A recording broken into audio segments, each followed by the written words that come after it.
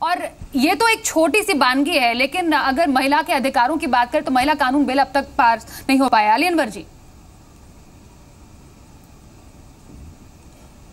देखिए, राशिद साहब और रवि या रावत साहब, रावत जी जो कुछ भी कह रहे हैं, तो देखिए ये सारी लक्ष्मण रेखाएं सिर्फ औरतों के लिए ही बता रहे हैं। आप देखिए, बात ये है कि दुनिया में कहीं भी, जहाँ तक मेरी जानकारी है, बराबर से मज़ारों पर औरतें भी जाती रही हैं। और पहले भी आपने जैसा कि बताया कि 4 साल पहले तक वहाँ जाती थी। खुद हम लोग गए थे, सपत्नी के एक बार गए थे पहली दफ़ा मुंबई, तो हमारी अहिल्या का, हमारी बेगम का ये था कि हम लोग वहाँ चलें, तो वो भी गई थी वहाँ।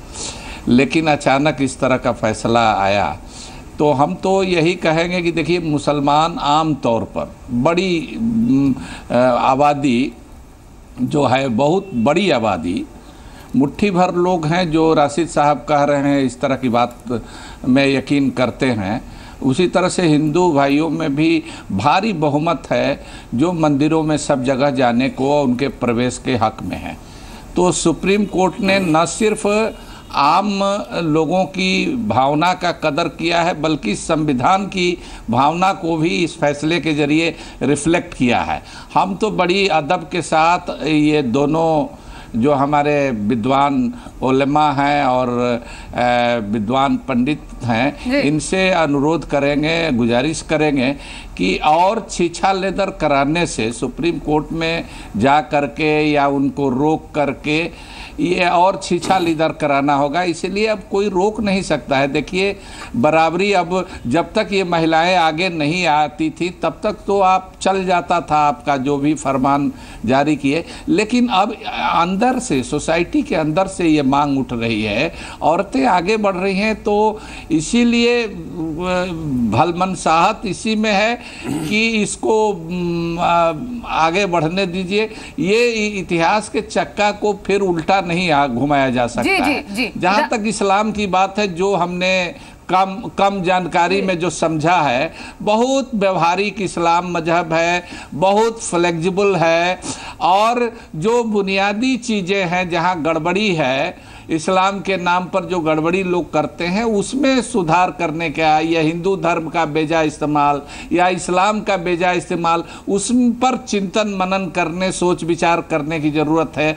इन सब बातों से और अपने भी नजरिया, अली अनवर साहब, धर्म के ठेकेदार कब महिलाओं का अधिकार देंगे और धर्म के नाम पर महिलाओं के साथ भेदभाव किया जाएगा? राशिद साहब, 400 सालों से 2011 तक हाजी अली में महिलाओं की एंट्री पर कोई रोक नहीं थी। अचानक से 2012 में ट्रस्ट ने ये ऐलान किया कि महिलाओं की एंट्री पर रोक लगा दिया जाए। आखिरकार ऐसा कौन सा इस्लामिक इंटरप्रिटेशन आया कि 400 साल पुरानी जो परंपरा चल रही तो उससे एकदम बंद कर दिया गया और ऐसा कहा गया कि पुरानी गलतियों को सुधारा जाएगा और महिलाओं को अंदर जाने से रोक दिया जाए? देखिए, आप तो 400 साल की बात कर रही हैं, मैं 1400 साल पहली बात कर रहा हूँ। मोहम्मद साहब ने 1400 साल पहले बैन किया था औरतों का मज़ारात पर जाना। ये 1400 साल पहली बात है। और मुझे बड़ा अफसोस होता है ऐसे मुसलमानों पर जो सियासत में आकर दीन को कहीं ना कहीं हल्का समझ लेते हैं, क्योंकि दीन इतना हल्का नहीं है। दीन तो दीन है, जिसका नाम कुरान है, जिसका नाम हदीस है। मुझे बड़े अफसोस के साथ अली अनवर साहब से ये कहना पड़ रहा है कि इन्होंने एक बात कही कि छीछा लेदर मत कराइए।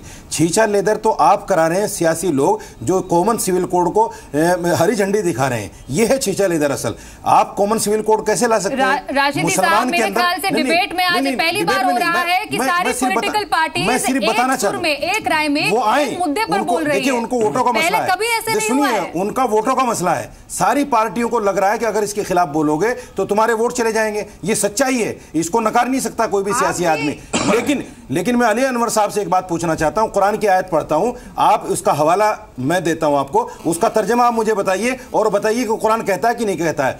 कुरान कहता है वकरना फी बुयूतिकुन्ना वला तबर्रजना तबर्रुजल जाहिलियतिल उला, कि औरतें जो हैं घरों में अपने घर को संवारें, अपने बच्चों को देखें और ज़माने जाहिलियत की तरह नंगे होकर बेपर्दा होकर बाहर ना निकलें। अपनी औरतों, अपनी असमतों की, अपनी इज्जतों की हिफाजत करें। ये अली अनवर साहब कौन सी दुनिया में जी रहे हैं? अगर सियासत में है तो क्या कुरान को भूल जाएंगे, क्या नबी को भूल जाएंगे, क्या इस्लाम को भूल जाएंगे? कौन सी बात कर रहे हैं? मेरी समझ से नहीं बैठना चाहिए। राशिदी साहब हमारे पैनल पर जितनी लेडीज वुमेन रिप्रेजेंटेटिव, मुझे भी यहाँ पर बैठना नहीं चाहिए। घर के किसी भी महिला को घर से बाहर नहीं जाना चाहिए, कुछ भी नहीं करना चाहिए, सिर्फ घर पे बैठना चाहिए। सुनिए बस, दो चीजें मैं बता देता हूँ।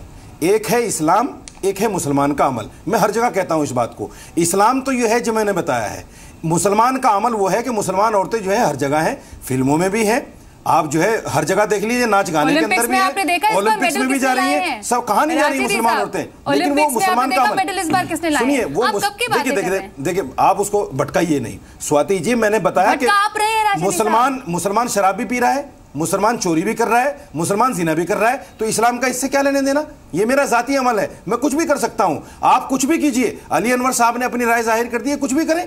बहुत सारे लोग कहते हैं मोहम्मद साहब ने जो कुछ कहा है हम नहीं मानते उसको, हम तो अपनी मर्जी से इस्लाम पर अमल करेंगे, करते हैं लोग। तो उसका मतलब ये नहीं, इस्लाम ये है, फैक्ट इस्लाम ये है जो मैं बता रहा हूं कि औरतों का मजार पर जाना मना है। क्यों? उसकी वजह है, देखिए मस्जिद इबादत की जगह है, वहां औरतों का जाना मना नहीं है, इबादत कीजिए मस्जिद में जाकर, कोई मना नहीं करता। लेकिन मजार जो है ये इबादत की जगह नहीं है, ये सिर्फ जियारत करने की जगह है, और जियारत करना मना है, जियारत करना मना है। मेरा के पास भी जाना है अली अनवर साहब। जी अली अनवर साहब से पहले जवाब लूंगी। राशिदी साहब कह रहे हैं कि इसमें कहीं ना कहीं सियासत की बू आ रही है और सियासी जो पार्टियां हैं इस मुद्दे से दूर भागने की कोशिश कर रही हैं क्योंकि उनको अपने वोट बैंक पर खतरा है। नहीं देखिए राशिदी साहब, अब बोलना है तो कुछ भी बोल लें। मैं ये कहना चाहता हूँ कि देखिए कई मसलक के लोग इस मुसलमानों में भी कई, जैसे हिंदू धर्म में कई पंथ है, कोई शैव है, कोई वैष्णव है, कोई शाक्त है, कोई कुछ है। तो उसी तरह से यहाँ मुसलमानों के अंदर भी कोई देवबंदी है, कोई बरेलवी है, कोई अहले हदीस है, तो कई तरह के मसलक मानने वाले हैं। जो रशीदी साहब कह रहे हैं वो मज़ारों पर औरत या मर्द, इन्होंने कहा सबकी मनाही, तो एक मसलक के लोग हैं, ये इंटरप्रिटेशन की बात है, एक मसलक के लोग हैं जो इस तरह की बात कर रहे हैं। लेकिन बड़ी आबादी, ओवरवेलमिंग मेजॉरिटी खुलेआम जाती है और सैकड़ों सालों से जा रही है, इसको कहीं भी नहीं रोक सकते हैं। अली अनवर साहब, अली अनवर साहब खारिज कर दीजिए, किसी को काफिर कह दीजिए, अली अनवर साहब काफिर फतवा दे दीजिए। अली अनवर साहब आपके फतवा पर सुनिए, ये अरे भाई सुन लीजिए, आप बोल रहे, अली अनवर भाई आप बोल रहे थे, सुनिए ये फतवा मैं आपको दिखा रहा हूँ, ये फतवा दिखा, सुनिए, सुन लीजिए मेरी बात, डिबेट में कैसे हिस्सा, आप सुनिए, ये फतवा मैं दिखा रहा हूँ, फतवा अपने पास रखिए, अहले सुन्नत का फतवा है, अपने पास रखिए, ये देवबंदियों का फतवा नहीं है, अरे अहले सुन्नत का फतवा है, आपने फतवा रखिए, का फतवा है, सुन लीजिए इस फतवे को, ये बरेलवियों का फतवा है, अहमद रजा खान साहब ने फतवा दिया है, सुन लीजिए। कहां मसलक की बात आप बीच में रहे हैं कि देवबंदी बरेलवी, कहां इसको डिबेट को घुमा दिया आपने? इस्लाम सबके लिए बराबर है, इस्लाम सबके लिए बराबर है, चाहे वो देवबंदी हो चाहे बरेलवी हो। मैं आपसे सिर्फ एक छोटा सा अलग अलग नहीं है, पर कोई नहीं चलने वाला है, धर्म सबका एक है, लोग जा रहे हैं, सबका एक है, नबी सबका एक है, साल से जा रहे हैं, भटकाइए नहीं, खारिज कर दीजिए। अरे सैकड़ों साल से लोग शराब पी रहे हैं, फतवा जारी करते रहिए, अली हसन साहब, रशीदी साहब आप नहीं रोक सकते हैं, रिप्रेजेंटेटिव हैं, मैं इनसे पूछना चाहता हूं, अली हसन साहब मेरी बात का अली अनवर साहब बात नहीं हो रही है। अली अनवर साहब, मेरा आपसे एक छोटा सा प्रश्न है, क्या पुजारियों के और मौलवियों के अधिकार जो हैं, जो उनको सिखाया जाता है धर्म के अनुसार, वो अधिकार भी आप ही तय करेंगे क्या? धर्म के पॉलिटिकल अधिकार आपके पास है, पॉलिटिकल अधिकार आपके पास है, संविधान आपके पास है, जहां धार्मिक फ्रीडम की बात आती है तो वो अधिकार जो हमारे हैं, क्या वो आप तय करेंगे? देखिए, एक समय था दलितों का मंदिर प्रवेश वर्जित था, आज आप कहिएगा जेल जाइएगा, रोकिएगा जेल जाइएगा। इसी देश में विनोबा भावे, गांधी जी और दूसरे लोगों में जो उनके अपने मंदिर अलग हैं। देखिए समय के हिसाब से परिवर्तन हुआ, हम कह रहे हैं, हम कह रहे हैं कि अब नहीं रोक सकते हैं, नहीं रोकिएगा। मेरा सर आपसे सीधा प्रश्न, मुद्दे को मत भटकाइए। पॉलिटिकल तरीके से जैसे पॉलिटिशियन मुद्दा भटकाते हैं मत भटकाइए। मैं आपसे सिर्फ सीधा सीधा ये सवाल पूछ रहा हूं, जो धार्मिक लोगों के अधिकार है, जो पुजारी का अधिकार है, जो पंडित का अधिकार है, जो गर्भगृह में पूजा करता है, जो मौलवी है, मजार में रहता है, क्या उसके अधिकार आप तय करेंगे? इस्लाम ये भी कहता है और कि जिस देश में रहो उसका संविधान भी है। अली साहब मेरी बात का जवाब नहीं दे रहे हैं। यहाँ पर क्योंकि अधिकारों की बात हो रही है,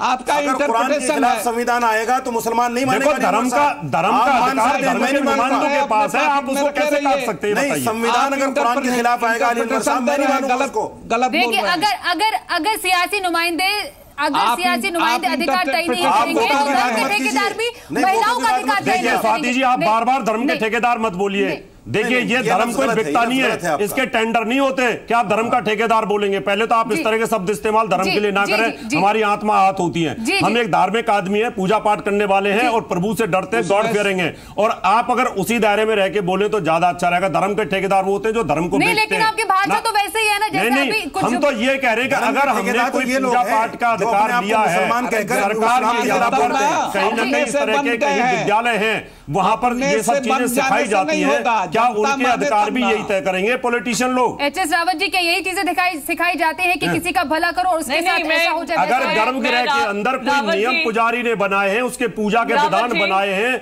अगर वेदी का विधान बनाया है, तो क्या ये पॉलिटिकल लोग ही बताएंगे? कल को तो ये बोलेंगे सिर्फ पल्ला नहीं रखेंगी लड़कियां पूजा के टाइम पर। आपको रावत जी प्रियंका जी, रावत जी, आपका पूरा सम्मान करते हुए मैं आपसे यही कहूंगी, आहत के लायक सिर्फ आप ही नहीं है, आहत दिल में हमारे भी पहुंचती है जब 50% हम इस देश की आबादी हैं और हमें जो जिस तरीके से हमारे साथ नाइंसाफी की जाती है, हमें मंदिरों में प्रवेश नहीं दिया जाता है या दरगाहों में प्रवेश नहीं मिलता है। सुप्रीम कोर्ट की जज आज तक नहीं बनी 70 साल में, अधिकार मांग रहे हैं। सुप्रीम कोर्ट की जज महिला कोई आज तक नहीं बनी, आपने एक बार भी नहीं उठाया है प्रश्न। हो रहा है, वो भी बनेंगी। अरे सर, एक कदम होती है, बनेंगे। 50% का आंकड़ा कहां से आया? आर्मी की जनरल कोई नहीं बनी आज तक, बनाओ ना। प्रधानमंत्री बन गए, बीएसएफ की उनको डीजी बनाओ ना। बन गए, ऐसे नहीं होता प्रियंका जी। जहां महिला के अधिकार की बात हम इज्जत करते हैं, सम्मान करते हैं, जहां आपके पॉलिटिकल राइट है हम तैयार हैं, लेकिन जहां धर्म की बात है वहां आप हथौड़ा मत चलाइए। देखिए, ऐसा है सर, बोलने का मौका दीजिए। जी बोलिए। अरे आप बोलने तो दीजिए, आपका अधिकार बोलने का है, हमारा भी अधिकार उतना ही बोलने का है। सबसे पहले आपको ये बता दूं कि जो अगर आप सुप्रीम कोर्ट के लॉयर की बात करते हैं तो सुप्रीम कोर्ट के लॉयर बनने के लिए भी इतना हमें सपोर्ट, एजुकेशन ये सब मिलना है और हमें आगे बढ़ना है, वो हम करेंगे। पर मंदिरों में जो एंट्री है और दरगाहों में जो एंट्री है उसका रोक आप लोग लगाते हैं। सियासी है, ये सब सियासी है प्रियंका जी, सब सियासी है, बिल्कुल गलत है। आप अच्छी तरह समझती हैं, सब सियासी है। आप हमारी कोई भी होली टेक्स्ट पढ़ लें, आप कुरान पढ़ लें। आज कुरान और हदीस पढ़ाया गया था हाई कोर्ट में, जो हाई कोर्ट ने भी कहा कि जो भी आप बता रहे हैं वो भी इक्वल राइट्स की बात करता है, वो महिलाओं को अलग रखने की बात नहीं करता है। तो आप लोग कुछ भी अपना इंटरप्रिटेशन दे दे, हमारी ग्रंथ हुए या कुरान हुई, सबने महिलाओं के अधिकारों की बात की है। आप लोग हैं जो महिलाओं को वंचित करते हैं। एक सवाल प्रियंका जी, हम बिल्कुल भी वंचित नहीं करते। हमारे यहाँ पर महिला पूजनीय है और हर चीज में हम आगे रखते हैं, अपने साथ रखते हैं, बाम अंग पर रखते हैं, हर पूजा में साथ होती है। प्रियंका जी, एक सवाल आपसे। एक मिनट प्लीज, आप हमारी पूजा ना करिए, हमें हमारे अधिकार दीजिए। प्रियंका जी, हमारे यहाँ तो नव दुर्गा की पूजा होती है, देवी के रूप में हम तो पूजा करते हैं, हम कन्या के पैर छूते हैं, कन्याओं के अपने अधिकारों के लिए। एक मिनट सुन लो मेरी बात को, मैं बड़ी लॉजिकल बात आपसे पूछूंगा। हम भी तो यही कह रहे हैं, अगर आप पूजा करते हैं मंदिरों में, नहीं एक मिनट, आप मंदिरों में हमारी पूजा करते हैं तो आप लोगों को हमारे अधिकारों में दखल अंदाजी देने में आप लोगों को क्यों इतनी आपके अधिकारों में कहीं दखल अंदाजी नहीं है, सिर्फ जहां मामला धर्म के पुजारी का अधिकार का है आप उसको मत काटिए। पुजारी का अपना अधिकार है। अगर रावत जी यहाँ पर कहते हैं कि महिला पूजनीय है, उसी को मंदिर में जाने की एंट्री नहीं है, ये कितनी बड़ी विडंबना है। हमारे यहाँ सबसे ज्यादा महिला पूजा करती है। प्रियंका से मेरा एक सवाल जी, प्रियंका जी मेरा एक सवाल है आपसे। एक सवाल है मेरा आपसे, आप ये बताइए, कुदरत जिसने पूरी दुनिया को बनाया है, इंसान को बनाया है, मर्द औरत को बनाया है, आप क्या उसके खिलाफ जाएंगी? आपको औरत बनाया है, मुझे मर्द बनाया है, इसीलिए तो बनाया कि आपको औरत कहा जाए, मुझे मर्द कहा जाए। आप कहते हैं हम तो बराबर रहेंगे, आप मर्द बनना चाहते हैं क्या? तो नहीं, हमें क्या जवाब है आपका इसके पास? नहीं, खुश हैं बिल्कुल, पर नहीं, आप तो मर्द बनना चाहते हैं, फिर हम कहाँ जाएंगे? कुदरत ने हमें मर्द बनाया तो हम कहाँ जाएंगे जब आप मर्द बन जाएंगे? गलत सुनने की हिम्मत है आपकी, जो सुनने की अगर हिम्मत हो, बताइए। सुनने की हिम्मत हो तो सुनिए, बताइए। सुनने जी बताइए प्रियंका जी।